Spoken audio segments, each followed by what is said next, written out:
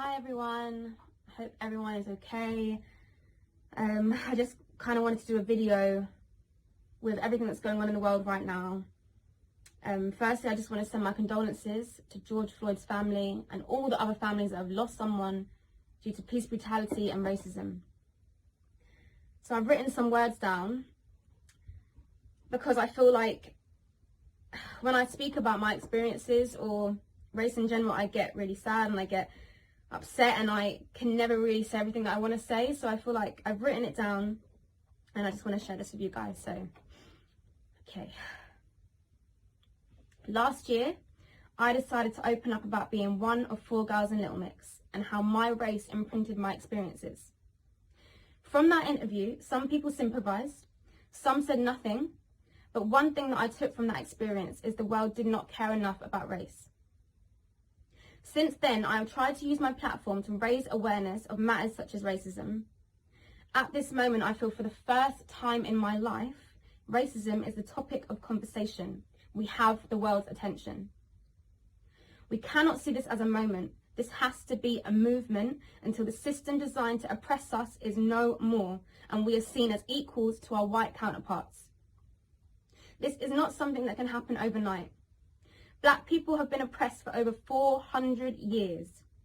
400 years later, we are seeing still our black brothers and sisters being shot down and treated with less regard than everyone else. My parents are both mixed race. Both my grandfathers came to England with the Windrush generation and both married white women in a time where interracial relationships was extremely frowned upon. Growing up, me and my sisters never saw race being a limitation on what we wanted to achieve. Because if our grandparents can raise mixed race children in the 60s, we could do anything. One thing we were doing was sleeping on racism. Too often, black people are reminded how far we have come as opposed to how far we can go. In doing this, we sleep on racism. Think about it. Do you ever hear white people having to be thankful about how far they have come as a race? There comes a point in every black human's life, no matter how much money you have or what you have achieved, you realise racism does not exclude you. 9 years ago, after joining Little Mix, I had the biggest awakening of my life. When we were filming Wings, we worked with Frank Gatson. He said to me, "You're the black girl, you have to work 10 times harder." Never in my life had someone told me that I would need to work harder because of my race. Later on, what Frank Gatson said made sense.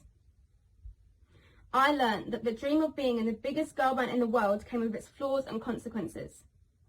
Consequences such as knowing about the existing underlying racism in the creative industries. You learn to understand you can't be seen to be too loud or too opinionated, otherwise you're deemed a diva or aggressive.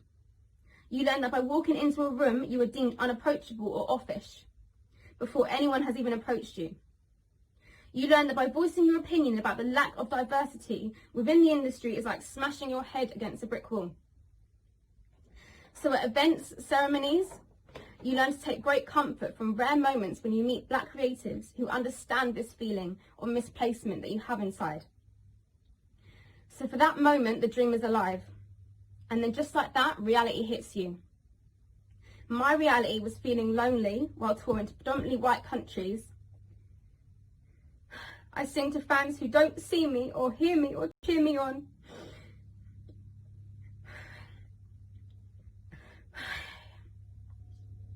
My reality is feeling anxious before fan events and signings because I always feel like I'm the least favoured. My reality is constantly feeling like I have to work 10 times harder and longer to mark my place in the group because my talent alone isn't enough. My reality is wanting to see other artists who I know are so talented, but will never get the opportunities I have had because to the industry they are not marketable. But they will get behind someone else with the aspects of black culture the world wants to see, but leave behind the aspects they feel make them unmarketable.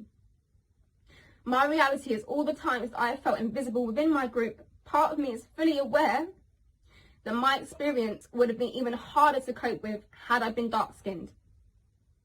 Our reality is no matter how far you think you have come, racism exists. It exists in sports, in the creative industries, in politics and policies, in the streets and in the hearts of racist individuals. We are no longer in a position where we need to be quiet on this matter. So let's all continue to speak up on racism and keep this movement going. Thank you.